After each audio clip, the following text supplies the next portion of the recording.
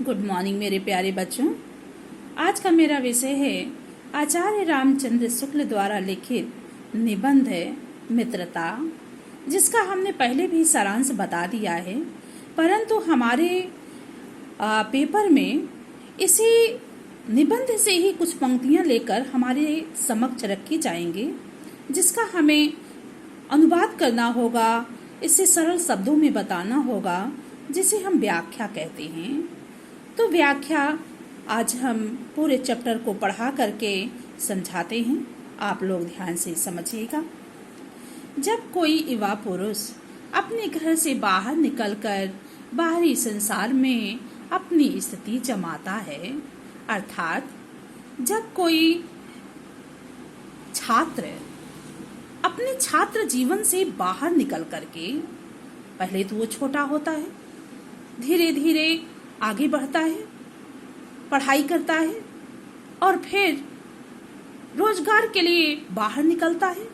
और जब वो बाहर निकलता है तब पहली कठिनाई उसे मित्र चुनने में पड़ती है। तो सबसे पहली उसे कठिनाई एक ही होती है, मित्र का चुनाव करने में। यदि उसकी स्थिति बिल्कुल एकांत और निराली नहीं रहती, तो अगर वो एकांत स्वभाव का नहीं है, चंचल स्वभाव का है, अनोखे स्वभाव वाला नहीं है, यानी अच्छा स्वभाव का नहीं है, तो उसकी जान पहचान के लोग धड़ाधड़ बढ़ते जाते हैं। वो चंचल होगा तो बहुत से लोग उसके मित्र बन जाएंगे, जान पहचान होगी, वही मित्रता में बदल जाएगी। थोड़े ही दिनों में कुछ लोगों से उसका हेल मेल हो जाएगा, यानी मिलना जुलना होगा, बढ़ते बढ़ते मित्रता के रूप में परिणित हो जाएगा। वही मिलना जुलना, उसका हेल मेल ही यानी मिलना जुलना ही उसका धीरे धीरे मित्रता में परिणित यानी बदल जाएगी। मित्रों के चुनाव की उपयुक्तता पर उसके जीवन की सफलता निर्भर हो जाती है। आप जैसा भी मित्र जीवन में चुनेंगे, वैसी ही सफलता आपको मिलेगी। मित्र अच्छा होगा तो अच्छी सफलता मिलेगी, मित्र बुरा होगा तो आप सफल कभी नहीं हो पाएंगे, क्योंकि संगति का गुप्त प्रभाव हमारे आचरण पर बड़ा भारी पड़ता है। संगति का प्रभाव दिखता तो नहीं है, परंतु दिख कर के भी वो हमारे पूरे चरित्र पर इसका प्रभाव छोड़ ही देता है। आचरण यानी चरित्र पर प्रभाव पड़ता ही पड़ता है। हम लोग ऐसे समय में समाज में प्रवेश करके अपना कार्य आरंभ करते हैं, जब हम अपनी पढ़ाई करके छात्रावास के बाद सामाजिक जीवन में कदम रखते हैं, तो वो हमारे लिए बड़ा ही नाजुक समय होता है। उस समय हम उचित अनुचित नहीं समझते हैं। समाज में ऐसे अवस्था में, ऐसी उम्र में हम समाज में कदम रखते हैं, जबकि हमारा चित्त कोमल और हर तरह का संस्कार ग्रहण करने योग्य होता है। उस समय जो हमारा हृदय होता है वो बड़ा ही कोमल होता है। हमारे ऊपर जैसा प्रभाव पड़ेगा, हम जैसी संगति में, जैसे वातावरण में रहेंगे, वैसे ही हम बन जाएंगे। उस समय हमारे भाव अपरिमार्जित और हमारी प्रवृत्ति अपरिपक्व रहती है। हमारी भावनाएं अपरिमार्जित होती, शुद्ध नहीं होती उस समय, यानी प्रौढ़ नहीं होती, पक्की नहीं होती हैं। हमारी प्रवृत्ति अपरिपक्व रहती है। हमारी जो आदतें होती हैं वो पूर्ण रूप से स्थायी रूप धारण नहीं की रहती हैं। हम लोग कच्ची मिट्टी की मूर्ति के समान रहते हैं।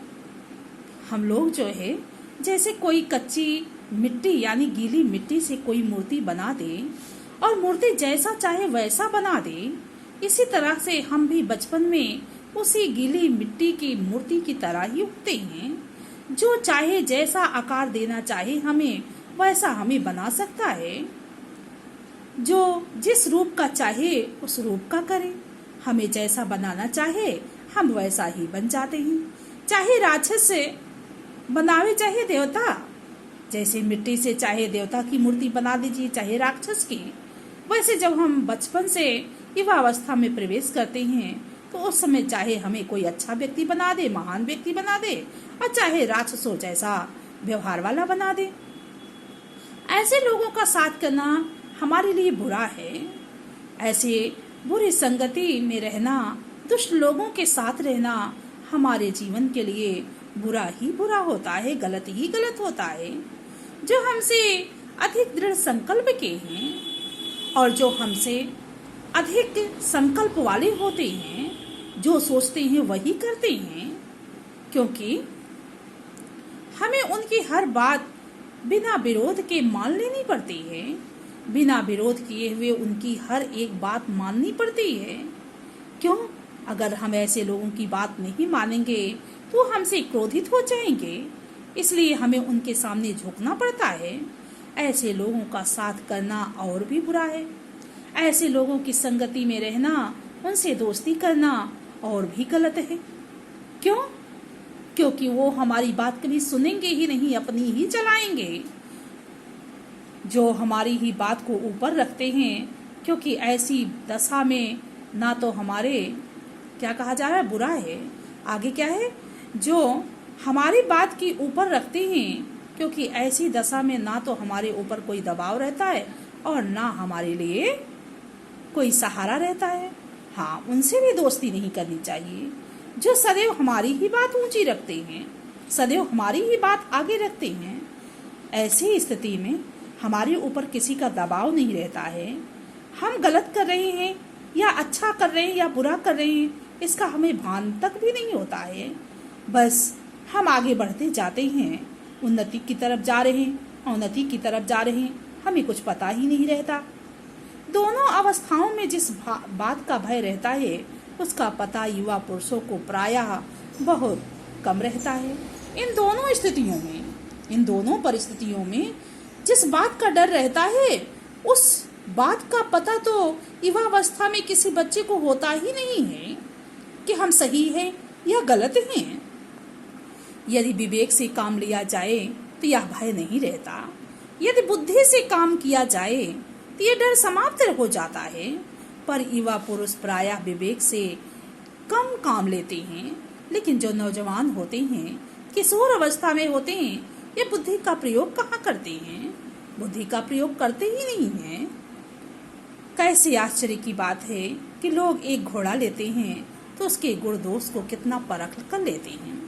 मानव का स्वभाव है, कोई भी चीज लेता है, खरीदता है, अच्छा है या बुरा, ये सोच करके ही वह खरीदता है। चाहे वो घोड़ा ले, चाहे पशु पक्षी ले, कुछ भी ले। पर किसी को मित्र बनाने में उसके पूर्व आचरण और प्रकृति आदि का कुछ भी विचार और अनुसंधान नहीं करते। परंतु यही मानो जब किसी को अपना मित्र बनाता है, उसका आचरण कैसा है, इससे पहले वो क्या था, उसका स्वभाव क्या, उसकी आदतें, प्रकृति यानी आदतें क्या है, स्वभाव कैसा है, इस पर बिना खोजबीन, अनुसंधान यानी बिना खोज किए ही हम उससे मित्रता कर लेते हैं। वे उसमें सब बातें अच्छी ही अच्छी मानकर अपना पूरा विश्वास जमा देते हैं। हम उसमें सब कुछ अच्छा ही अच्छा मान लेते हैं। वो चाहे झूठ बोल रहा हो, झूठ को भी अच्छा मान लेते हैं, उसके गलत व्यवहार को भी अच्छा मान लेते हैं। यानी उसके हर एक गुण को, अवगुण को, सबको हम अच्छा मानकर उस पर विश्वास कर लेते हैं। हंसमुख चेहरा, बातचीत का ढंग, थोड़ी चतुराई या साहस, ये ही दो चार बातें किसी में देखकर लोग चटपट उसे अपना मित्र बना लेते हैं। युवावस्था में क्या होता है, कोई हंसकर बोल दिया, उसका चेहरा हंसने वाला है, या बातचीत करने में बड़ा ही चतुर है और थोड़ी चतुराई, उसमें थोड़ी सी हिम्मत है, चतुराई है, साहस है, ये दो चार बातें देख करके ही हम लोग क्या करते हैं, उससे दोस्ती कर लेते हैं और झटपट उससे दोस्ती करके अपना मित्र बना लेते हैं। हम लोग यह नहीं सोचते कि मैत्री का उद्देश्य क्या है। हम लोग शायद ये भूल जाते हैं, हम दोस्ती कर रहे हैं तो इस दोस्ती का उद्देश्य क्या है, तथा जीवन के व्यवहार में उसका कुछ मूल्य भी है। हमारे जीवन में ये दोस्ती काम आएगी या नहीं आएगी, ये सब हम विचार करते भी नहीं हैं। आगे है बच्चों, यह बात हमें नहीं सोचती कि यह एक ऐसा साधन है जिससे आत्म शिक्षा का कार्य बहुत सुगम हो जाता है। हम ये नहीं समझ पाते हैं कि अच्छा मित्र बनाना बहुत बड़ा कार्य है। यह अच्छा मित्र ही हमारे लिए ऐसा साधन है जिससे हम आत्म शिक्षा का कार्य बहुत आसान हो जाता है, यानी हमें अपने आप को शिक्षित करने में आसान हो जाता। कहने का तात्पर्य ये है कि हम अपने मित्र से बहुत कुछ बातों ही बातों में सीख जाते हैं। हमें हमारी आत्मा को ही शिक्षा मिल जाती है, अपने आप को ही शिक्षा मिल जाती है अच्छे मित्रों से। एक प्राचीन विद्वान का वचन है, विश्वास पात्र मित्र से बड़ी भारी रक्षा होती है। एक प्राचीन विद्वान ने कहा है कि अगर किसी व्यक्ति को विश्वास पात्र मित्र मिल गया है तो उस विश्वास पात्र मित्र से उसकी बहुत रक्षा होती है, वो आजीवन उसकी रक्षा करता है। जिसे ऐसा मित्र मिल जाए उसे समझना चाहिए कि खजाना मिल गया है। जिसे विश्वास पात्र मित्र मिल जाए उसे ये समझना चाहिए कि संसार का सारा खजाना उसे ही मिल गया है, भंडार उसे ही मिल गया है। विश्वास पात्र मित्र जीवन की एक औषध है। विश्वास पात्र मित्र जीवन की एक दवा के समान है।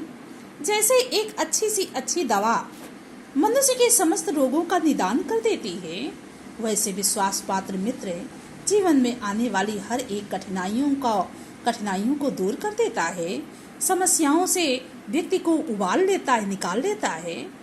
हमें अपने मित्रों से यह आशा रखनी चाहिए कि वे उत्तम संकल्पों में हमें दृढ़ करेंगे। यानी जब हम कोई संकल्प लें, उस संकल्प से जब हम विचलित होने लगें तो वे हमें मजबूत करेंगे, दोषों और त्रुटियों से हमें बचाएंगे। जब हम कोई जीवन में गलती करें, कोई दोष करें, कोई पाप करें, इससे हमारे मित्र हमें बचाएंगे, हमारे सत्य, पवित्रता और मर्यादा के प्रेम को पुष्ट करेंगे। यानी हम सत्य के मार्ग पर चलें, ऐसा हमें वे प्रेरित करेंगे। हम पवित्र भाव के रहें, किसी का बुरा ना करें, किसी से ना चलें, किसी की निंदा ना करें।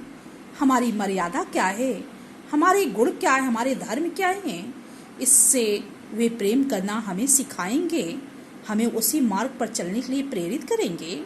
जब हम कुमार्ग पर पैर रखेंगे, जब हम बुराई की तरफ जाएंगे, गलत मार्ग पर, गलत रास्ते पर जाएंगे, तब वे हमें सचेत करेंगे, तब वे हमें गलत मार्ग का रास्ता यानी गलत है या सही है बता करके हमें सावधान करेंगे। जब हम हतोत्साहित होंगे, जब हमारा उत्साह गिरने लगेगा, हम जीवन से हताश हो जाएंगे, उदास हो जाएंगे, तब वे हमें उत्साहित करेंगे, तब हमें वे उत्साह दिला करके हमें प्रेरित करके हमारे उत्साह को बढ़ाएंगे। सारांश यह है कि वे हमें उत्तम से उत्तम पूर्वक जीवन निर्वाह करने में हर तरह से सहायता देंगे। कहने का तात्पर्य ये है कि हमारे आदर्श पूर्वक जीवन निर्वाह करने में वे हमारी सहायता करेंगे। आगे है बच्चों, सच्ची बात कहा जा रहा है, सच्ची मित्रता में उत्तम से उत्तम वैद्य किसी निपुणता और परख होती है। अब यहाँ वैद्य यानी डॉक्टर, निपुणता यानी कुशलता, परख यानी जांच करने की, और उत्तम से उत्तम, अच्छे से अच्छे। जैसे एक डॉक्टर नाड़ी पकड़ करके मनुष्य के समस्त रोगों को जान लेता है और उसे अपनी औषधि के द्वारा दूर कर देता है। यानी एक अच्छा डॉक्टर क्या करता है, केवल अपने हाथ को ही पकड़ता, नाड़ी यानी नस को ही देखता है, परखता है, समस्त रोग को समझ जाता है और उसे दूर कर देता है। वैसे जो अच्छा मित्र होता है उसे वैद्य के समान ही होता है, डॉक्टर के समान ही होता है। हमारे चेहरे को देखने मात्र से ही वह हमारे जीवन में, हमारे चरित्र में, हमारे आचरण में क्या अवगुण है उसे वो देखकर ही समझ जाता है। अपने व्यवहार से, अपनी परख से वे हमें धीरे धीरे उस अवगुण से दूर कर देता है, उस बुराई से दूर कर देता है, हमारे अंदर की बुराइयों को निकाल देता है। अच्छी से अच्छी माता का धैर्य होता है। जैसे माँ बच्चा कितना भी शैतानी करे, धैर्य के साथ उसकी शैतानियों को सहन करती है। बच्चा कितना भी गलती करे, माँ उसे माफ कर देती है, वैसे ही अच्छे मित्र में माता के समान धैर्य होता है। मित्र कितना भी गलती करता है, उसकी गलतियों को वो माफ करके सही मार्ग पर चलने की प्रेरणा देता है। और कोमलता होती है, माँ जैसे ममता से परिपूर्ण होती है, उसका हृदय बच्चे के लिए कोमल होता है, एकदम ममता से भरा हुआ होता है। ठीक वैसे ही मित्र के प्रति प्रेम कोमल होता है, निश्चल होता है। ऐसी ही मित्रता करने का प्रयत्न प्रत्येक पुरुष को करना चाहिए। हर एक मनुष्य को चाहिए कि वे जीवन में यदि किसी से मित्रता करे तो ऐसी ही मित्रता करे, इसके विपरीत मित्रता ना करे, क्योंकि सच्चा मित्र जीवन के लिए औषधि ही है, दवा ही है। और दवा हमें ठीक करती है तो मित्र भी हमें सही मार्ग पर ले जा करके हमें सत्य के मार्ग पर ले जाता है। आगे का सारांश बच्चों अगले वीडियो में है। तब तक के लिए आप पढ़ते रहिए, सुनते रहिए। धन्यवाद।